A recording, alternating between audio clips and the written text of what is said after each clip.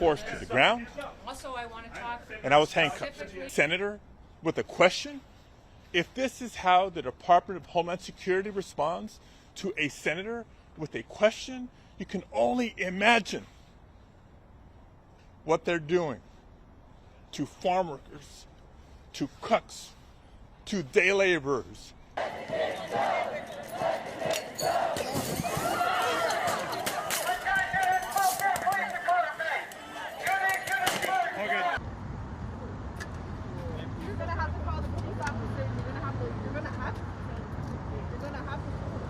Trump out now! Say Trump out now! Say ICE out now! Say ICE out now! Can you clarify what kind of protest President Trump does support or find acceptable? The president absolutely supports peaceful protests. He supports the First Amendment. He supports the right of Americans to make their voices heard.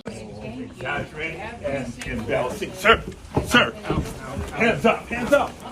I'm Senator Alex Padilla. I have questions for the secretary because the fact of the matter is a half a dozen violent criminals that you're rotating on your I also want to talk hands about off. specifically how many of our ICE agents have been docked or On the ground. Hands behind your back.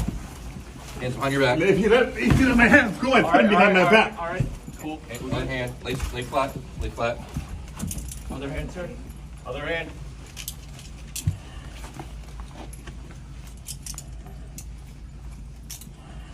There's no recording loud out here. Hi, I'm Kristi Noem. I'm a reporter for the Associated Press. And just moments ago, I was covering a news conference in Los Angeles with Homeland Security Secretary Kristi Noem. Just a few minutes into the news conference, Senator Alex Padilla interrupted her news conference. He was protesting the federal government's recent intervention in Los Angeles and ICE protests in the past week. He was shouting some stuff, and it definitely deterred from Noem's press conference and turned the attention onto him. It was only a matter of seconds before he was removed from the room, and they said that we weren't allowed to follow him, but it did get loud and sound like a bit of a scuffle before he was restrained and taken out. We are not going away.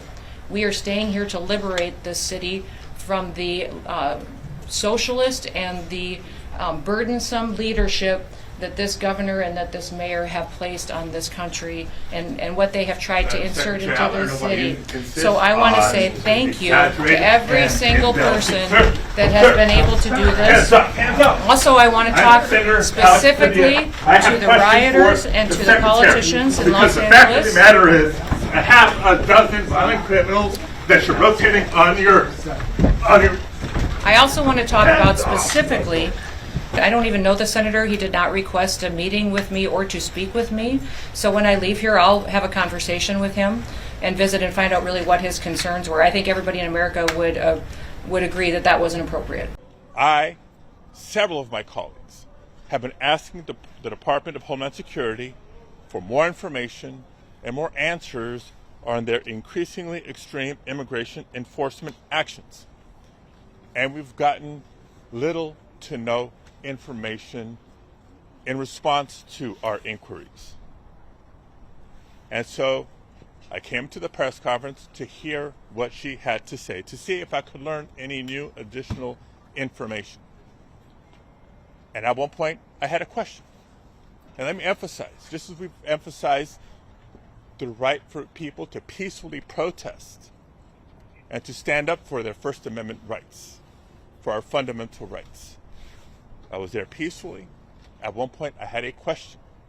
And so I began to ask a question. I was almost immediately forcibly removed from the room.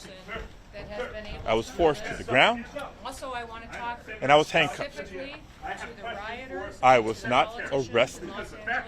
I was not detained. I will say this.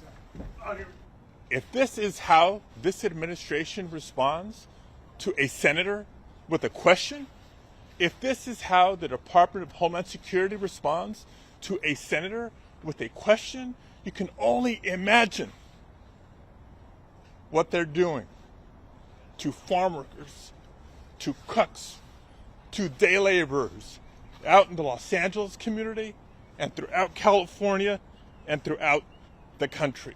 Hey, every U.S. Senator has a right to go in a federal building. It's their job to ask questions of, I don't care who it is.